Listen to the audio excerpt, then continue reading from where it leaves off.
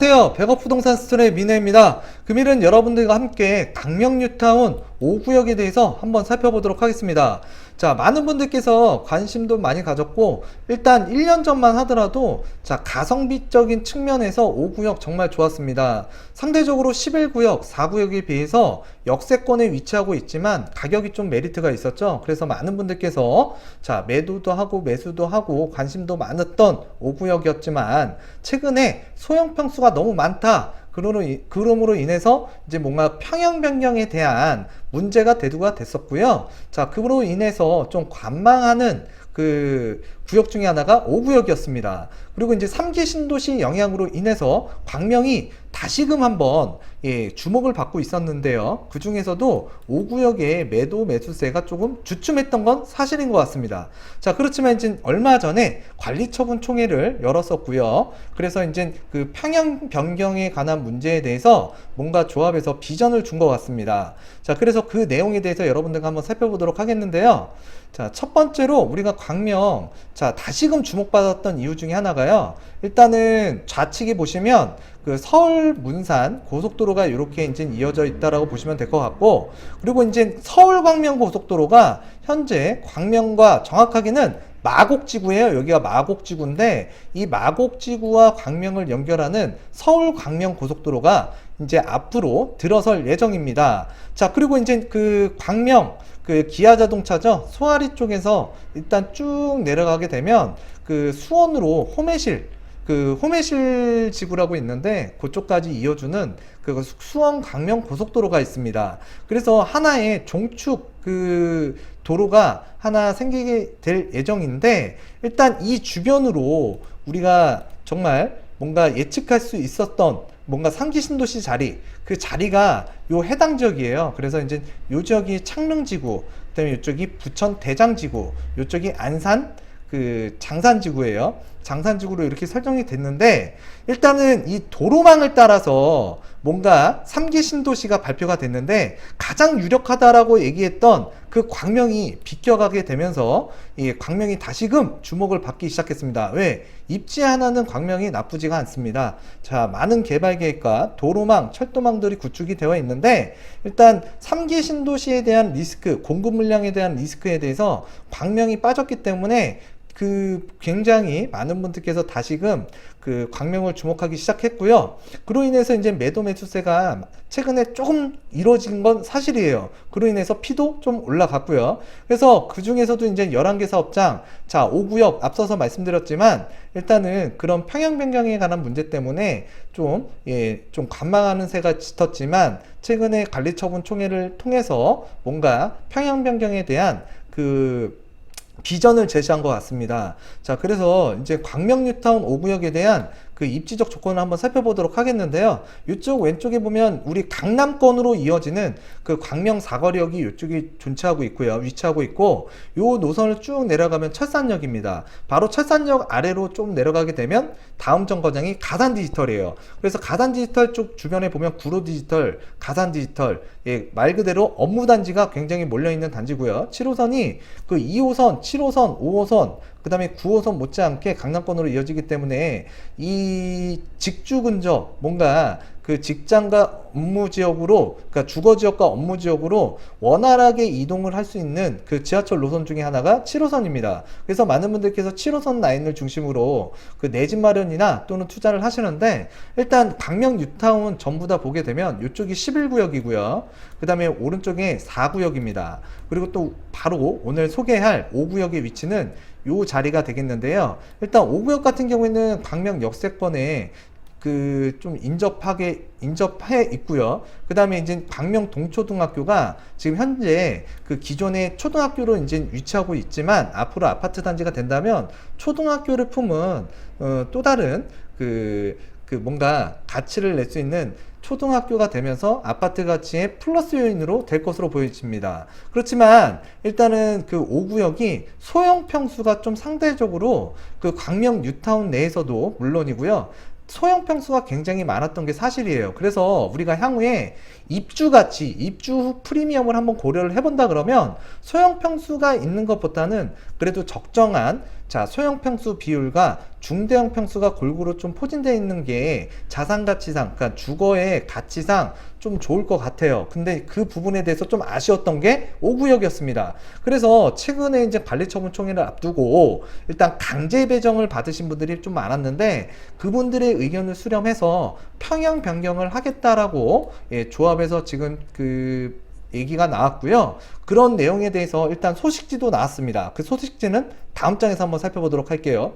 그래서 5구역은 그 역세권과 좀 아이들 학교를 좀 보낼 수 그러니까 보내기에 좀 수월하고 광명 뉴타운에서도 일단 4구역이나 11구역보다는 일단 사업 속도라든가 또는 이제 조합원 공급과 프리미엄에 대해서 메리트가 있는 좀 투자 대비 뭔가 아웃풋이 큰 그런 구역 중에 하나였지만 일단은 최근에 좀 각광을 못 받았던 게 좀 아쉬워요. 그렇지만 이제 뭔가 불확실성이 관리처분인가 그 총회를 통해서 일단은 그 비전이 나왔기 때문에 여러분들께서 그 내용을 참조하셔서 내 집 마련이든 투자든 하셨으면 좋겠습니다. 자, 그래서 이제 광명 5구역 지금 현재 그 배치도고요. 근데 이게 이제 바뀔 것 같아요. 바뀌게 되면 그때 시점에 가서 다시 한번 리뷰를 하도록 하겠고요. 요 아래쪽에 보면 51제곱미터. 자, 25평형과 21평형의 차이는 화장실 하나 정도 크기의 차이라고 보시면 될 것 같아요. 그래서 51제곱미터에 화장실이 하나예요, 하나. 근데 요즘 트렌드로 보게 되면 화장실 하나 좀 부족할 수 있습니다. 그리고 이제 전반적으로 이 소형 평수가 굉장히 많았기 때문에 자, 조합원들이 원치 않은 평형을 배정받은 거예요. 근데 이 평형을 배정받는 부분은 분명히 제가 다른 그 유튜브에서도 말씀드렸지만 그 감정가 순으로 좀 자른다. 예. 그랬을 때 감정가 순으로 이제 우리가 그 평형 변경을 그 이제 평형을 분양 신청을 하게 되면 이제 우리가 이제 당첨이 됐느냐 아니면 떨어지느냐, 자, 그 기로에 쓰는 기준이 감정가인데 일단 감정가가 높더라고 하더라도 내가 좀 인기 있는 평형과 타입을 썼을 때에는 다시 한번 그 높은 감정가 순으로 우리가 이제 그 싸워야 될 텐데 일단 상대적으로 감정가가 낮으면 그 전반적인 평균적인 감정가는 내가 잘 받았다고 하더라도 자, 분양 신청에서 떨어질 수가 있습니다. 그랬을 때에는 자, 강제 배정 원하지 않은 평수 자, 51제곱미터를 받으신 분들이 상대적으로 많았어요. 근데 요분들이 자, 이제 의견을 반영해서 이제 그 평형 변경을 하겠다고 하는데 일단 제가 여기서 말씀드리면 전부 다 그러니까 강제 배정을 받은 모든 분들이 자, 25평으로 넘어가기는 쉽지는 않을 것 같아요. 그래서 이제 다시금 또 감정가를 이제 또 결혼해야 될 텐데, 희망하는 사람에 한해서 이제 평형 변경을 한다고 합니다. 자, 그랬을 때 이제 기존에 51제곱미터 받으신 분들, 자, 프리미엄이 25평에 비해서 좀 상대적으로 저렴하잖아요. 그렇기 때문에 대부분 다 그 51제곱미터를 평형 변경 받으신 분 같은 경우에는 일단 평형 변경을 할 거로 보여지는데 일단 전부 다 25평으로 넘어가긴 쉽지는 않을 것 같다. 그래서 지금 현재 51제곱미터를 취득해서 자, 향후에 25평으로 받게 되면 뭔가 프리미엄상 시세 차익이 가능할 것으로 보여지기 때문에 이런 물건들을 지금 많이 찾아러 다니시는 것 같습니다. 그랬을 때 여러분들 전부 다 모두 다 25평으로 갈 수 있는 건 아니니 자, 좀 여러분들께서 심사숙고해서 접근을 하셨으면 좋겠고요. 기존에 뭐 34평형, 29평형, 그리고 25평형 배정받으신 분들 같은 경우에는 뭐 내가 뚜렷하게 뭔가 변화를 줘야 될 이유가 없다면 크게 문제 없이 그대로 가시면 좋을 것 같고요. 일단은 지금 앞으로 평형 배정 요 부분에 대해서 이제 그 지금 소식지가 날라왔는데요. 자, 광명 5구역 소식지입니다. 그래서 지금 2019년 6월 11일 날 이 배포가 됐고요. 그래서 이제 관리처분 총회 2019년 6월 8일 자, 결과를 알려드립니다. 해서 1호부터 16호 안건이 나왔고요. 그에 대한 조합원 투표 결과가 나왔습니다. 그래서 1호부터 15호까지는 다 가결이 됐고요. 근데 이제 16호 같은 경우에는 일단 그 승인이 되지 않았습니다. 그래서 2019년 7월 중에 그 관리처분 총회를 보완할 것 같고요. 그래서 이제 그 16호 안이 무엇이냐? 자, 16호안은 관리처분 계획안 자, 승인의 건이었습니다. 관리처분을 자, 안건에, 그러니까 관리처분 계획에 대한 승인을 할 것이냐 말 것이냐, 그랬을 때 16호안이 통과되지 않았기 때문에 관리처분을 한 번 더 열 것으로 예정이 되고요. 그랬을 때 이제 오른쪽에 이 내용을 보시게 되면 일단 향후 사업 추진 예정 그 일정표라고 보시면 될 것 같은데, 2019년 7월에 관리처분 총회 보완한다라고 나와 있고요. 그 다음에 2019년도 9월에 자 설계 변경 착수 그리고 건축 심의가 들어가고, 자 2019년 10월에 관리처분 인가 사업 시행 계획 변경 총회, 그리고 2019년 12월에 이주를 준비하겠고, 자 2020년도 1월에 자 이주를 할 예정으로 잡고 있습니다. 이주가 개시가 된다. 그래서 2020년 1월 이주 개시를 예상하고 있고요. 2020년 2월에 사업 시행인가 그 변경 인가를 받고, 2020년 3월 변경, 자 평형 변경 신청을 한다고 합니다. 자 여기서 이제 포인트인데요. 희망자에 한한다. 2020년 3월에 그 평형 변경 신청을 할 텐데 희망자에서 한한다라는 거, 그거 좀 참조하셨으면 좋겠습니다.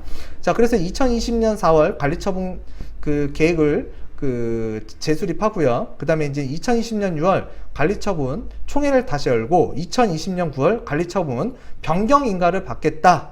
그래서 이제 사업을 꾸준히 이제 병행하면서 일정에 큰 차질 없이 진행하겠다라고 지금 광명 5구역 소식지에 나왔는데요. 일단은 웬만한 안건에 대해서는 다 가결이 됐는데, 일단 16호 안건, 자 관리처분 계획 승인의 건에 대한 부분은 다음 달 관리처분 총회에서 보완을 할 예정입니다. 자 그래서 이제 2020년 1월을 기준으로 자 이주 개시를 지금 할 예정으로 지금 모든 계획을 준비하고 진행하고 있는 게 광명 5구역이라고 보시면 될 것 같고요. 그래서 이제 평형 변경에 대한 부분은 그 조합에서도 시공사에서도 뭔가 이제 추진을 하려고 하는 부분 같고요. 이 부분을 알고 여러분들께서 좀 참조를 하고, 자 광명 5구역에 내 집 마련을 할지 투자를 할지 좀 참고를 하셨으면 좋겠습니다. 자 그래서 이제 이주 철거 평형 변경에 관한 자 사업 기간을 단축하겠다라고 나와 있고요. 그 다음에 이제 조합원들이 궁금해하는 Q&A. 그래서 이제 저희 구역에 자 5구역의 사업비 수준은 적당한가요? 네, 적당합니다. 그래서 뭐 1구역과 2구역과 5구역의 그 정비 사업비에 대한 비교표를 나타냈고요. 그 다음에 이제 또 아래 보면 빠른 사업 진행이 중요한 거예요. 당연히 정비 사업, 재개발이든 재건축이든 빠른 사업 진행이 답입니다. 자 그래서 이제 뭐 지금 뭐 네 맞습니다 라고 나와 있는데 당연한 예상이 그 답변이고요.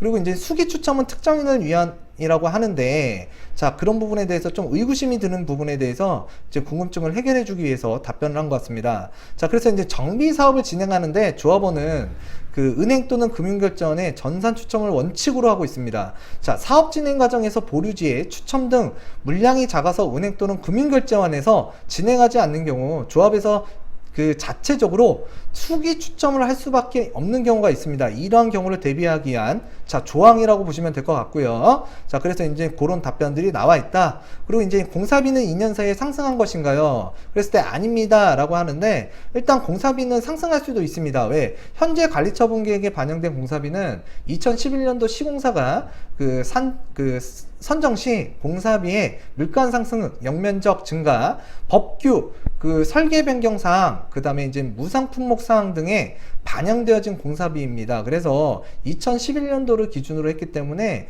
뭔가 사업이라는 게 여기서도 나오잖아요. 그 진행이 빠른 게 중요한 거예요. 당연히 맞습니다. 왜? 사업비 이거와 관련됐기 때문에 그렇죠.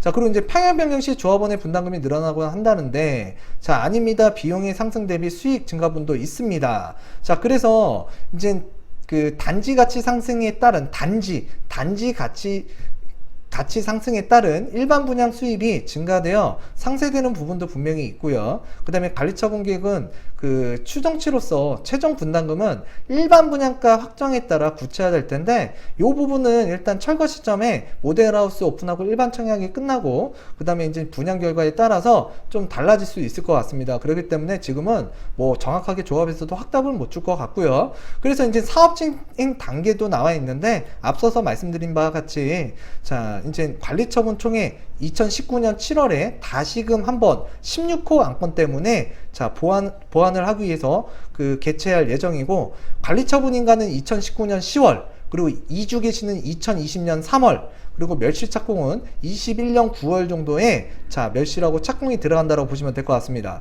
자 그래서 뭔가 평양 변경에 대한 부분이 그래도 확인은 하고 우리가 내 집 마련이든 투자는 했으면 좋겠다라고 저도 말씀을 좀 드렸는데 일단은 평양 변경은 하는 게 자 할 것 같았어요. 근데 그래도 확인하고 가는 습관도 굉장히 중요한 것 같고요. 그래서 이제 요 결과가 착착착착 순서대로 순리적으로 잘 진행됐으면 좋겠습니다. 그래서 평양 변경이 되어서 좀 뭔가 단지 아파트의 가치를 키운다는 점에서 저도 굉장히 찬성이고요. 사업이 무난하게 순탄하게 좀 잘 진행됐으면 하는 게 광명 뉴타운의 5구역입니다. 자 역세권 중에서는 그래도 가성비가 좋은 곳이 광명 뉴타운 5구역이라고 보시면 될 것 같아요. 예, 이런 부분들도 이제 뭔가 소식들을 통해서 공개적으로 예, 배포가 됐으니 이런 부분들 여러분들께서 참조하시고 광명 뉴타운 5구역도 한번 예, 괜찮은 그러니까 내 집 마련하는 데 있어서 괜찮은 구역 중에 하나다라고 생각하시면서 좀 예, 바라보셨으면 좋겠습니다. 자, 그래서 금일 그 광명 뉴타운에 대해서 한번 설명을 간략하게 그 왜 상승했는지 당연히 상기 신도시가 비껴갔기 때문에 자 관심을 받게 됐고 예, 우리가 이 전반적으로 주택 경기가 좀 조정 양세로 가면서 자 거래도 떨어지고 자 부동산 호가도 떨어지고요. 그 다음에 이제 실거래가도 조정을 받았습니다. 그러면서 광명 뉴타운도 마찬가지였고요. 광명이 정말 많이 빠졌습니다. 그렇지만 3기 신도시가 지정을 피해가면서 뭔가 관심을 받았던 광명 뉴타운 자 그 중에서도 조금 시끄럽다라고 생각하면 시끄러울 수도 있는 부분에 대해서 뭔가 조합과 조합원 간에 뭔가 해결책을 모색을 했고 자 우리가 이제 입주 후 프리미엄 가치상 정말 입주 후 프리미엄도 중요하거든요. 그랬을 때 평양 변경이 제 개인적으로도 좀 됐으면 좋겠다라고 생각을 했는데 일단 그러한 평양 변경 쪽으로 자 추진하는 것 같아서 예, 굉장히 그 다행이다 개인적으로 다행이다 라고 생각하고 있는 사람 중에 하나라고 보시면 될 것 같습니다. 자 그래서 가성비가 좋지만 조금 그 좀 시끄러웠던 오고요. 그렇지만 이제 최근에 그 이런 부분들도 뭔가 그 해결안이 나왔기 때문에 여러분들께서 좀 알고서 요 광명 뉴타운 오고요. 좀 관심 있게 보셨으면 해서 말씀드렸던 거고요. 다음 시간에도 유익한 내용으로 방송하는 100억 부동산 스토리의 민혜가 되도록 하겠습니다. 자, 감사합니다.